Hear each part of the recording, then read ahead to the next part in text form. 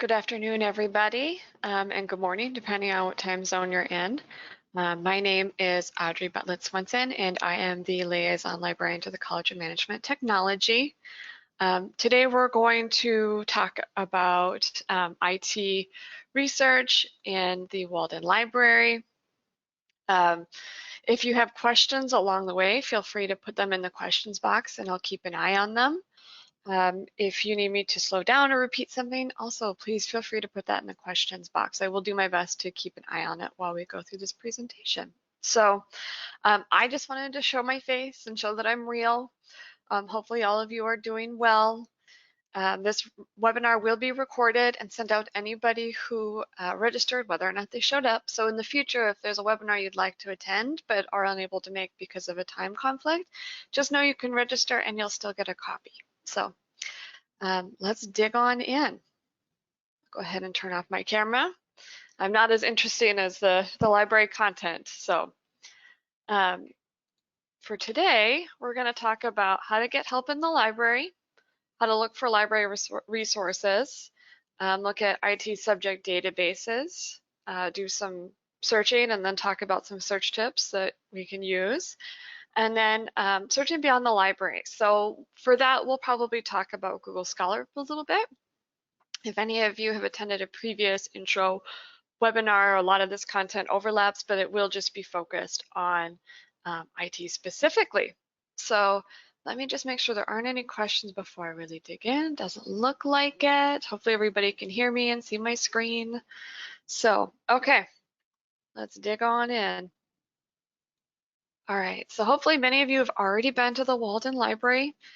Just know that you don't have to sign in through the portal to get here. The URL is readily available, or you can just go to library.waldenu.edu. Oops. And then you'll be able to access it. The only thing that you need to log in for is the databases. And actually, once you've done that once in the same browser, it should just open up for you from there. So to get help in the library, I'm not sure if any of you have emailed us or sent us a chat. If you're a doctoral student, if you've made an appointment with me, if you click on Ask a Librarian, you'll see all of our different options for reaching out to the library. We have email. Try and give us as much information about how we can assist you there, and we'll give you a very timely response. We do have a SLA of 24 hours, but it's usually much quicker than that. We have our chat hours and dates posted here. So chat's really great for those quick questions that you might have, like, can you help me find full text of this, or my course reading link is broken, or, you know, kind of shorter questions that if you came up and asked somebody, it's like a 5-minute question. The ones that get a little trickier are when you have a really in-depth research question. We might have to follow up with you via email because we want to be able to give you really thoughtful instruction, and that can be kind of tricky to do in chat. Not impossible, but kind of tricky. So chat's there. Voicemail is an option. Just know that you'll leave us a voicemail. We'll email you back. Just when you're leaving us a voicemail, make sure you give us as much detail as possible, kind of like the email option, and that way we can give you a more thorough response. If you're a doctoral appointment or a doctoral student, you can make an appointment with me. They're 30 minutes long, and you have the option of phone, or I use Zoom. Most of us use Zoom for the screen sharing and audio. So that's what we would set you up with. They'll just come down here and select the college and continue with selecting an appointment. My name's here with my hours and times for April. All right. And I just want to point out that we do have a Get Help section. So if you're running into tech issues, some of them are library specific, some of them are computer specific. The ones that are library specific, if you click on Tech Help, we do have a section here about, you know, things to try first if there's issues, weird browser settings that you need to change, signing in issues that might be something that's on our end as far as database vendors, or something you need to refer to customer care, accessing PDFs, and any tech help you need with accessing webinars. But you've made it today, so you've made it that far. And then there's just a little bit of information about, you know, how to contact us with tech help issues. And then if you need customer care, we have their information here too. So Just know that there's lots of help if you need it. Some of it may not come from us, but we'd be happy to redirect you if you're not sure. So on this main page, many of you have probably used this search bar. Totally fine, that's what it's here for. I just want to explain what's going on with it. Right now, it's searching through our multi-database search function called Thoreau. So Thoreau is specific to Walden. You're not going to see that anywhere else, or at least the name Thoreau. It's a pet name. It's just what we've called it. Most academic institutions have a main search bar on their library webpage. So just know that that's what that is. It's searching all of our databases at once. It's searching it probably, well, I'd say it's getting about 70 to 80% of our content once you search in there. Our database vendors don't like to play nice, so you might not get everything. But if you're not sure which databases to dig into, Thoreau is just fine. I just tell students, if you're in here, make sure that you put in, you'll see I've got all these different options in here from previous searches, but just make sure you break apart your topics if you're going to search in here. It's not like a Google search bar where you can just type in a full sentence. It will reject that or be very confused by it. I wish the database search functions were that intuitive. They're just not there yet. So take some time and create a search string, or you can click on advanced search and that'll look very much like the demo we're going to do further down the road. But I just want to explain what's going on with that search bar if you choose to start there. Okay, so the next thing you'll see is this search everything option. So generally what I suggest using this for is if it gets in the middle of the night or even the middle of the day, it really doesn't matter. If you're looking for quick instruction on something, or you need a reminder, or you just need an answer to a question you might have, and it doesn't even have to be library specific. So let's see, let's say books, we'll just type in books. So if you click on search everything and type in books, it'll show you everything that's in the library regarding books. And then in quick answers, it'll show you everything that has to do with, it might have to do with textbooks, it might have to do with APA book, your APA book. If you're worrying about citing, that might be a link to the Writing Center. There's probably a link in here about how to get to the ebooks in the Walden Library. So just know that there's answers here for you, even if the Walden Library isn't open or the other departments aren't open. I don't see any questions popping in, so that's a good start. So the next thing I want to point out about resources related to IT is many of you have required course materials. A lot of them say retrieve from the Walden Library.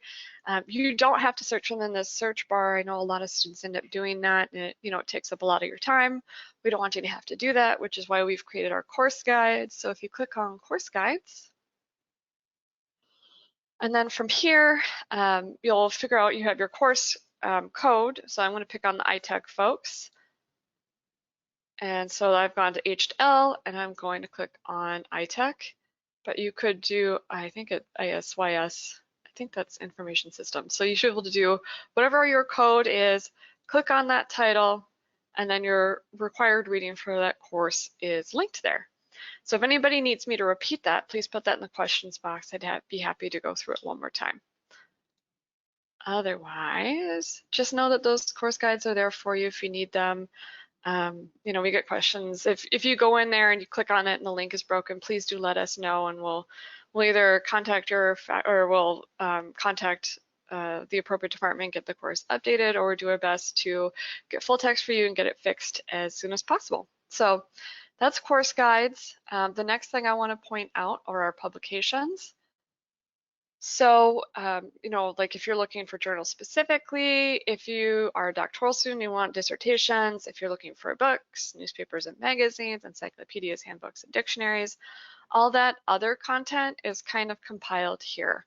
So I'm not going to search in here, but I wanted to explain what is in here. All you have to do is click on each one of these buttons, and it'll bring up that content for you to go through. So back to the home page. The last thing I'm going to click on before we dig into the IT specific content is the databases A to Z. And I'll go ahead and open that up. So all of our resources are listed here in alphabetical order. We have 177 resources. Not every single one of them is going to be a subscription-based database. There's going to be a lot of open resource items like this ARP State Data Center. You'll see there's a little unlocked logo. That means it's open source and freely available to the public and just linked here for your convenience. If you see a little circle with a mortarboard in there, that is going to be subscription. So if you come in here and you're looking through this and you're like, well, why is it orange or why is it green? So if it's orange, it means it has some peer-reviewed content and some non-peer-reviewed content. If it's green, then it's peer-reviewed only. And if I think we have red in here too, but I'm not going to scroll all the way down. If it's red, there is no peer-reviewed content in there, which is fine. It's just giving you a heads up before you get in there that you'll need to think about how you're searching before you run your search. So now that we've kind of done an overview of what to dig through or where to start, if you're looking for different items or different resources, we're going into the research by subject area. So we have organized a lot of our resources by program just to make it easier to figure out a place to start. We're going to go into technology and applied sciences, but just know that you don't have to stay there for your entire, for all of your researching purposes. Many of you might be looking at project management in IT. That could fall under business and management, so you could go into the databases there. You might be looking at health informatics, so you could go into the health sciences section and see if they have information in there too. So just know you don't have to just stick with this one area. It's just a place to start. So I'm going to go ahead and click on technology and applied science. Great. So you'll notice that there's a gold search bar at the top of the page, and this is very much like the main search bar on the front page of the library, except it's been limited to more specific journals. So if you went in and searched project management in the home page, you'd probably get several hundred thousands, right? If you come in here, you're going to get a reduced list of those just because it's not searching through such an extensive, broad subject area. So just know that you're going to get a more limited results, but that should be helpful because you won't get, it'll be a pond instead of the ocean. Okay. So for those of you who are just want to come back and maybe review the basics as far as research basics, these aren't IT specific, but they are some search skills and library skills that might be helpful to if you want to come back. Choosing your topic, looking for a database, keyword searching, evaluating resources, looking at peer review. Some of that information might be very useful. If you happen to be a doctoral student, the resources below this will be, these will be very, very useful to you depending on where you are in your program. And then any upcoming webinars that you might be interested in will be listed here.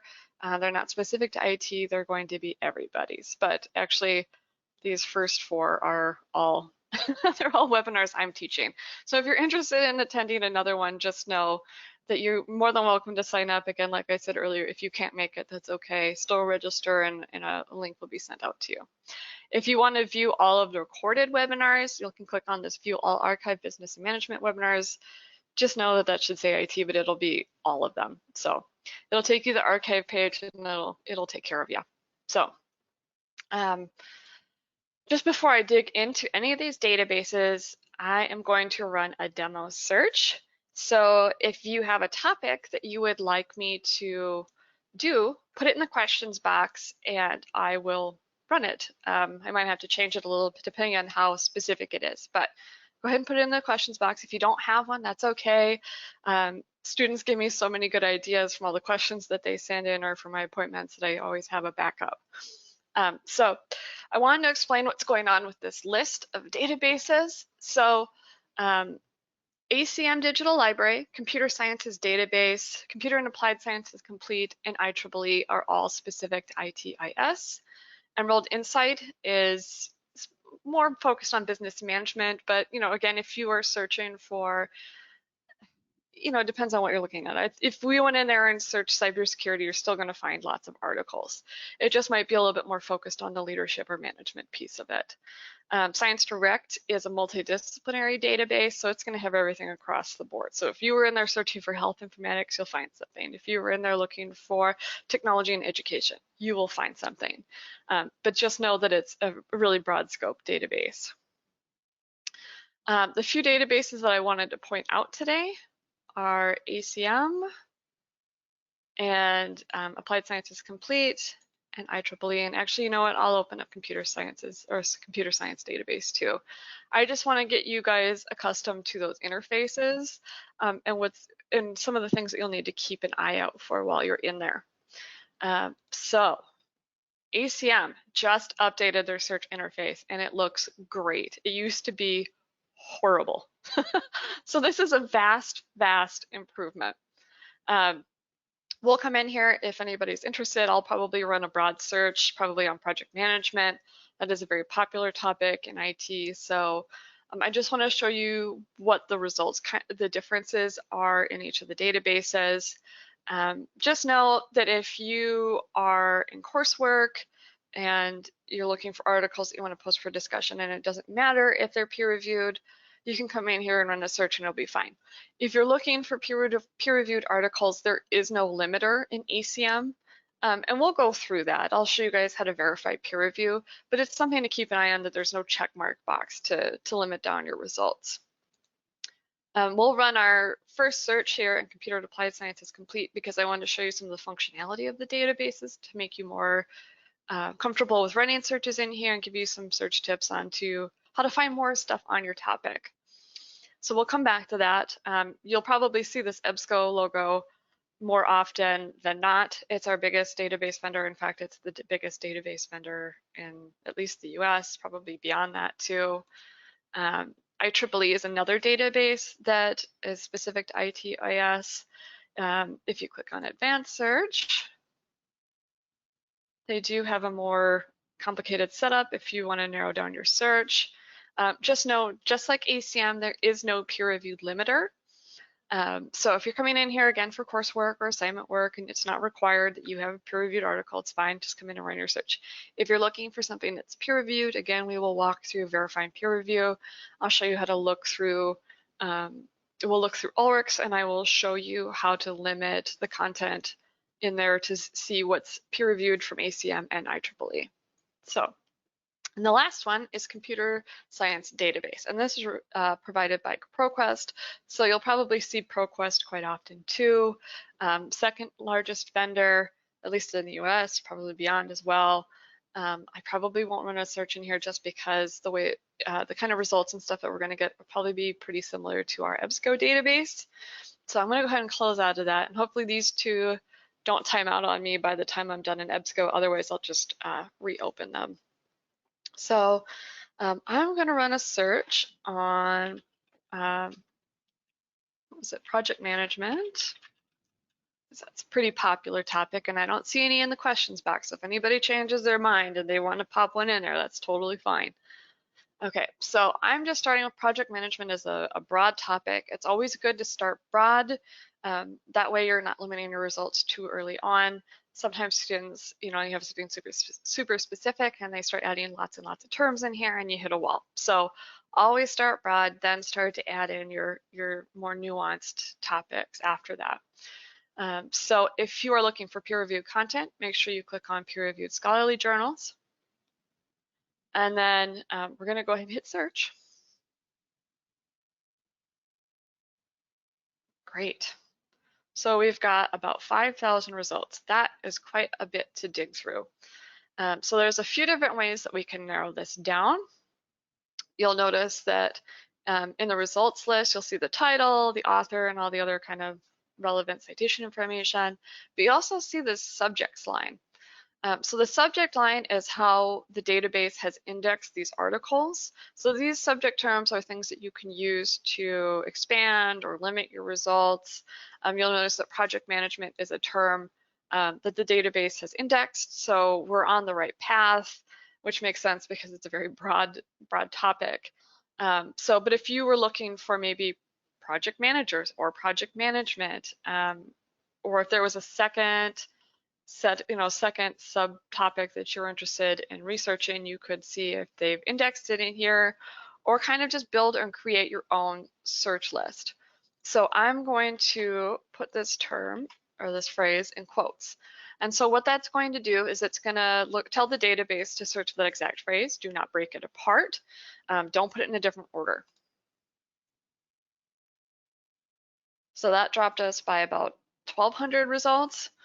And then if we wanted to narrow this down even further and say, okay, well, that's great, but I want to see the articles that have been indexed with project management specifically. So if we change this drop down to SU subject terms and run the search again, now we're down to 2,900. So that's a lot more of a reasonable list to start digging through than 5,000, still a lot. Maybe we don't want articles from 1957. That's okay. We can update the search, put in our new date, and now we're down to 456. So if you wanted to look for maybe success or failures as far as project management, I'm going to show you an example. So I've put in the word fail with an asterisk and the word success with an asterisk. So what that is going to do is it's going to look for any ending of the word. And you'll also notice that I added in the term or the Boolean operator or. That's actually already built into the databases. So if you click on that and drop down, you'll see all three Boolean operators pre-built into the search function. So and is going to narrow your results or is going to expand them. And if you'd like to omit something, you could use the word not. So maybe if there was a specific industry that you weren't interested in having in your results, so maybe like, you know, accounting, you didn't want any articles discussing accounting, you could remove accounting. Just know that if you remove a term from your search, you might be losing some articles that are talking about a topic that interests you that also happens to be talking about a topic that doesn't interest you. So, you know, I suggest using the not drop down or the not Boolean operator in your search string if you're getting swamped by irrelevant content. So don't start off using not. Wait until you have a more specific results list before you start playing with it. Otherwise, it can kill your search. So let's go ahead and click on search.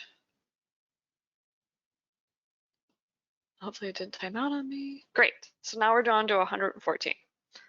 So that is a very, it's an easily search through results list. That's much easier than 5,000. So I'm going to change these to not asterisks so you can see what the difference is. So we are at 114 and now we're down to 53. So adding in an asterisk, and we actually call that truncation. Doing truncation can actually really help expand your results because it's going to be looking for project management and failed or failure or fails, and then success or successful. So it's helping you find more content.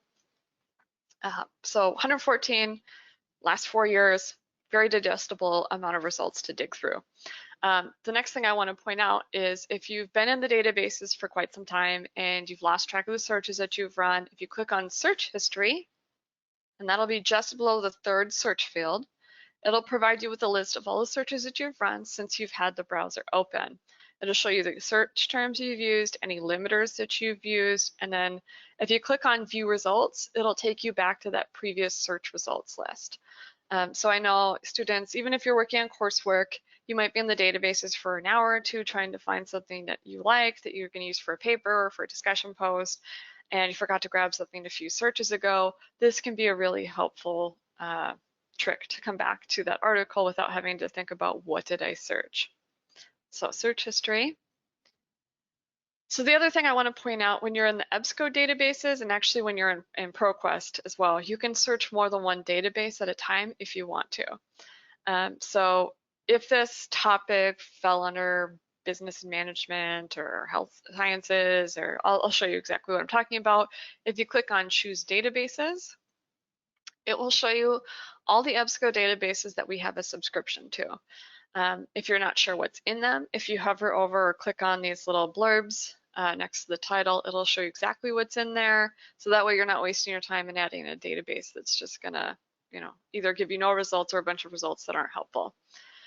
So as far as our topic goes, we could say, well, we'll look in academic search complete. That's multidisciplinary. We'll probably find some content in there. Business source complete, again, because it has to do with management. Now, if you were looking at project management in education, you could add in ERIC or education source. We might even find content in communication and mass media complete. I'm not going to add that to the search, but just know there are a lot of different databases to choose from, especially if your topic falls under more than one category. So I'm going to go ahead and hit OK. And the only trick about that is it'll undo all of our limiters. So let's put in 2016, make sure we click on peer-reviewed scholarly journals and hit search again. So we were at 114 and now we're up to 825. So there are a lot of different ways to expand your search. Hopefully there's no questions about searching through the database so far. I don't see any popping in. If anybody wants me to repeat anything in here, I'm more than happy to do that. Okay. So I think the last thing I want to point out, again with this drop down, if you want to search by author or title of the article, source is actually going to be the journal. So if you had a journal title or a magazine or a newspaper, you can search by that. If you want to search through the author supplied abstract, ISSN actually is the unique identifier for a journal. So it's kind of like the ISBN number for a journal. ISBN is book ID. So you have a lot of different options as far as searching. And the next thing I wanted to point out is I think this option in the database is a little bit more helpful for maybe master's or doctoral students, but I think if you're an undergraduate, it'll still be of interest to you. If you click on share, you'll see that there are several different options here. The one that I like to point out is the email alert. So we actually call this a search alert. So if you click on email alert, what it does is once you've run your perfect search and you don't have to come back and redo it, what will happen is you'll create an account in EBSCO, set up your search alert, and then you will be emailed any articles that are new to your results list. So if tomorrow there's a new article that's based off of the search string that you put in here, you'll be emailed based off the frequency that you choose. So if you are in coursework and you're focusing on a specific topic, like maybe human resources, or if you're a doctoral student who is working on a research topic, this can be a really useful tool. So I don't see any questions. Oh, yeah. So there's a question about setting up an account. So all the databases are going to have, well, okay, so all the database vendors, I should be more specific because there's many databases provided by EBSCO and ProQuest. But EBSCO and ProQuest have their own single personal sign-ins. This is completely separate from signing into the database to get access. This is personal to you. I can't see it. The library can't see it. If you click on sign in at the top, I've already got one here. And I thankfully I've saved it because otherwise I would never remember what my username password is. So if you do end up making personal accounts in the databases, make sure you have it written down somewhere because that's a lot. We have a lot of different database vendors. So if you click on create one now, it'll ask you for all the information that they want, your name, your password that you want to use, username, email. This does not have to be Walden specific. It could be a Gmail, it could be MSN, it does not matter. It's all yours and it's completely personal. So that's where you're going to go for setting up an account in EBSCO. Okay, so hopefully these two have not timed out on me. They might have, so let's just run a search in ACM. Let's see, otherwise we'll reopen it. Oh, great. Awesome. All right. So we did a very similar search. We just put in project management and we got about 9,200 results. That is quite a bit. Let's get that out of the way. So if you wanted to keep narrowing this down, you could click on advanced search. And then we could keep adding more terms. So we did project management. Try that again. And then let's do another, oops, got rid of our term there. We'll just keep adding them in. And I think we had success or failure. And then I think we had the date range of, oh, I think that's down here. There we go. Well, and we'll just do year. That's probably the easiest way to do it. So we're looking at project management and success or failure. And then within the last 4 years. And hopefully we're down below 9,000. All right, we're at 1,300. So there's quite a bit to dig through in here.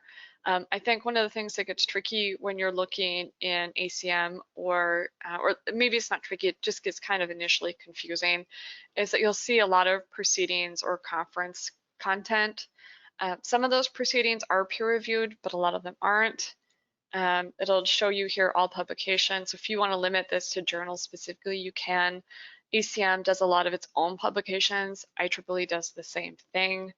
So a lot of those journals would be coming from ACM. And then when we open up IEEE, something very, very similar.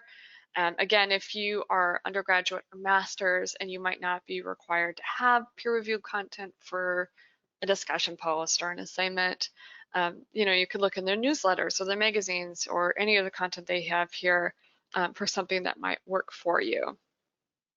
So, any questions about ACM so far? All right, cool. I don't see any there. So we're going to run the same search, and I'll start on the IEEE homepage again, just so you can see from start to finish, just because they do have that simple, the search bar in the middle.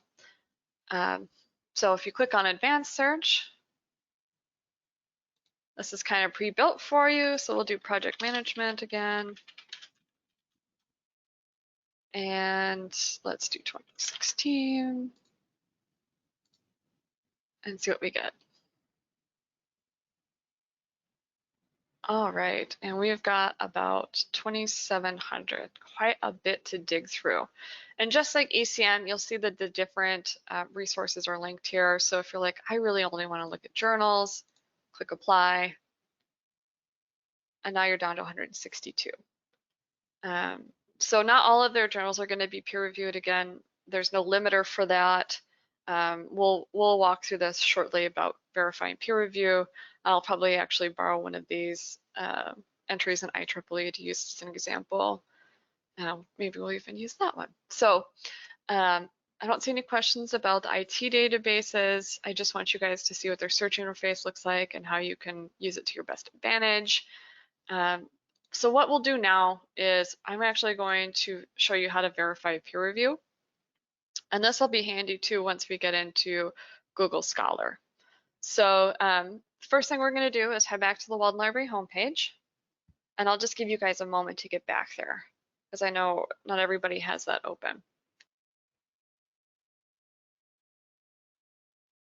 It also gives me a moment to drink a little sip of water, so I don't sound too raspy. Okay, so from the library homepage, you're going to click on databases A to Z, and I'm taking you to a resource called Ulrichs, and that starts with a U. So we're going to click on the letter U, and then open up Ulrichs Periodicals directory. If anybody wants me to walk through those steps again, please do let me know. If that was too quick, it was probably too quick for somebody else. So, and just remember that you will get a recording, so if you need to, you know, rewind it a little bit and go back to it, it's there for you. So I am going to borrow, let's borrow this one. Let's do IEEE Transactions in Education. So in the databases or even Google Scholar, if you want to verify if an article is peer-reviewed, you're going to take the journal title, because the journal is what's, they are responsible for the peer review process. So the articles or the authors will submit an article for publication, and then the journal does the process of peer review. So that's why we're grabbing the title of the journal and not the title of the article. So I've got that copied, and I'm going to paste it into Ulrichs. Great. So you'll see at the very top here that this journal is listed 4 times. That's normal. It could be up to maybe even 5 times. It just depends. It's just saying that there's a print version. Looks like they have a CD-ROM version, a microform version, and an online version. All we really care about as far as verifying peer review is this little referee jacket.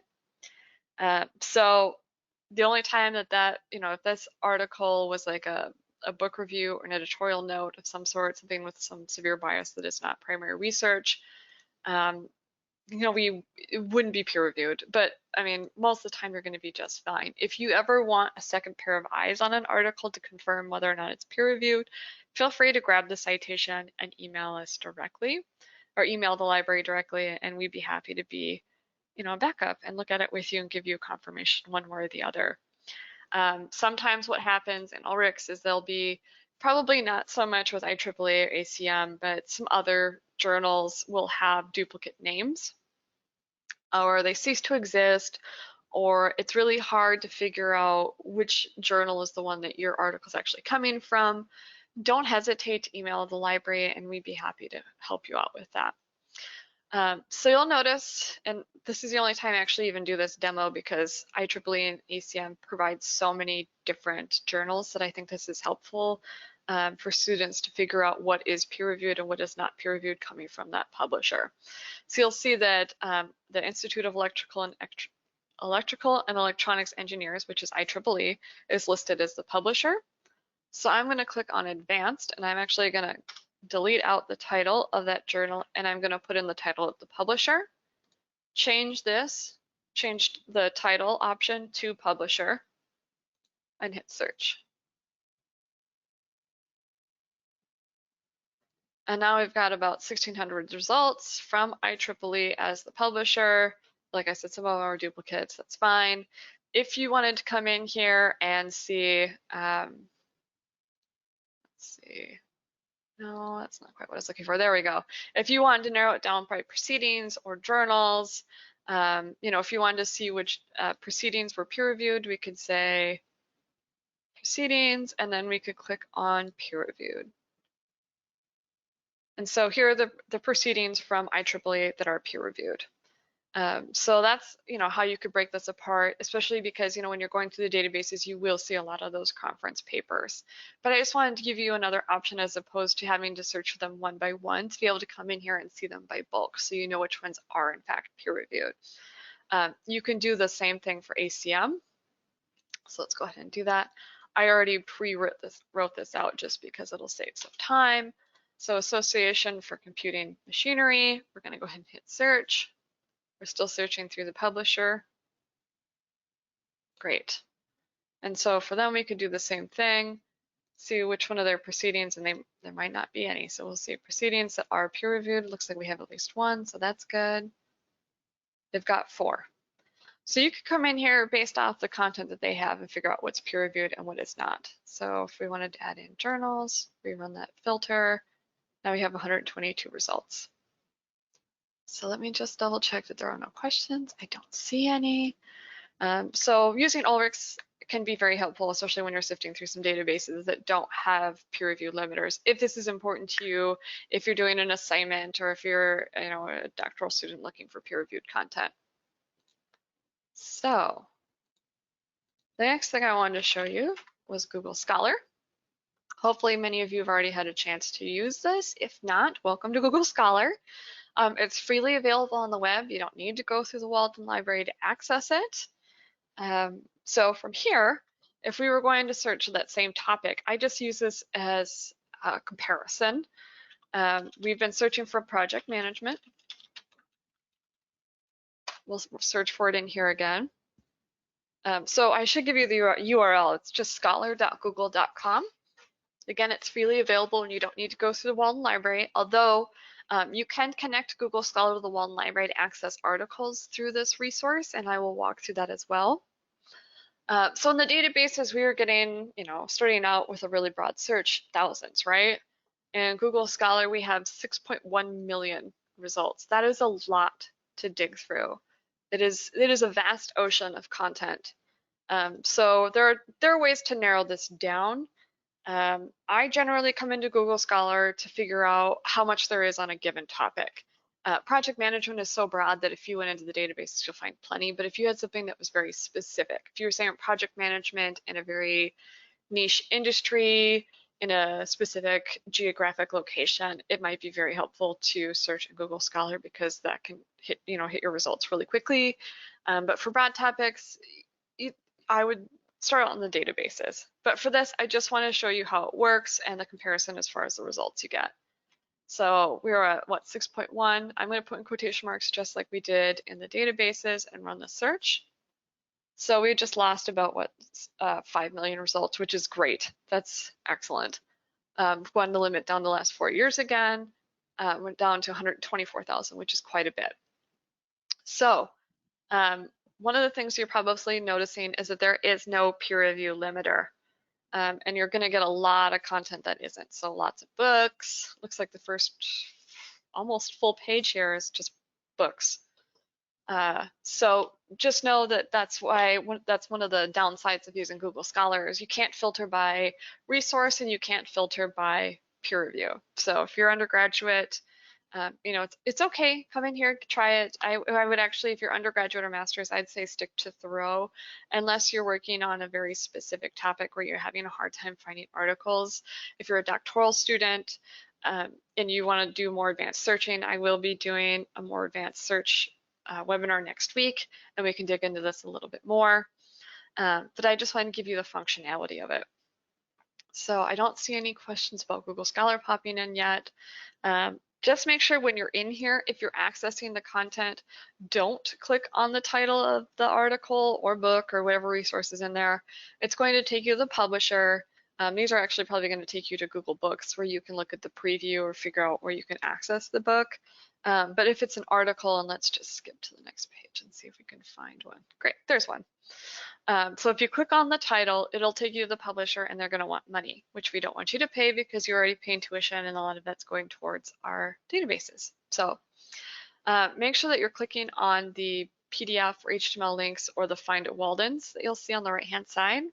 And I will walk you guys through how to add Google Scholar or how to add Walden Library to Google Scholar. So I'll do this pretty slowly because I know it's a lot of clicking and I'm so used to doing it so sometimes I forget how fast I'm going. So now that you're in Google Scholar, in the upper left-hand corner, you're going to click on that 3 horizontal bar. And then from that drop-down, you're going to click on Settings. Now, if you don't see Settings at the bottom of the list, you might have your browser zoomed in a little bit and you'll see what looks like a little flower logo to the right of the Google Scholar logo, and you'll click on that instead. So just click on Settings. And then from the list on the left-hand side, you're going to click on Library Links. And then in the search bar, you're going to go ahead and type in Walden. And you don't have to worry about university, it'll find us. So once you've done that, click Search. And then Walden University Library Find at Walden will pop up under Open WorldCat. Make sure that they're both check marked. And then if you're outside the United States, you might not see Open WorldCat. That's okay. There might be something else there. Google Scholar is just trying to help you locate more content. For those of you who are within the United States and do see Open WorldCat, WorldCat actually stands for World Catalog, so it's just helping you find more information, which is great. So just leave it as it is and hit save. So now that you've done that, once you run a search, you should see a Find a Walden link to the right-hand side. If you click on it, let's just use this as an example. Great. You'll come in here and it'll give you the citation of the article you clicked on, and then a couple of database names to look or to find that content in. Just know that the databases are actually looking at the title of the journal, not the title of the article, because that's how they've indexed their content. So what they're saying is, or what this is saying is Science Direct, and it looks like different sections, sub-collections of Science Direct, have access to this journal from 1995 to present. Our article is from 2017, so we can click on either of them. I'll just click on that top one, and there we go. There's our full text. So I think that's one of the pros of using Google Scholar is sometimes it'll pop you out to a database you haven't used before, and that can be very, very helpful. Looking at this, it looks like a lot of these are coming from Science Direct, but I imagine there'll be some from Emerald Management. You'll get some from ACM. Look, they have one here from Taylor and Francis, which we may or may not have. I don't see a link to the right-hand side, but we do have access to Taylor and Francis. If you happen to see an article like this where there's no link to the right-hand side, there's a couple things you can do. You can either grab the title of the article and come back here and search for it in this bar. just the title, not the full citation. If you don't see a full text link or full text of the article, if you click on the citation button, we don't care which one the citation options you give us, it's fine. Just send us one of the citations, email the library, and we'll do our best to see if we can grab the full text for you, and we will send it to you. So hopefully there are no questions about Google Scholar. I don't see any. Okay. All right. Well, I'll leave the last 15 minutes open for questions. If you guys have any, if you don't, I will let you go back to lunch or go back to work or whatever it is that you're doing today. Just again, know that a recording of this webinar will be sent out in the next 24 hours. Everybody who registered, whether or not you showed up. So if you had some buddies who couldn't show up, just let them know. They'll see it soon. There will be a follow-up survey to this webinar. Feel free to give me positive and critical feedback. I love both. Critical helps me be better the next time. So I really appreciate you guys being here this afternoon. Hopefully I see you at another webinar in the future, and don't hesitate to reach out to us with any questions that you might have. Thanks again so much for coming. Have a great rest of your day.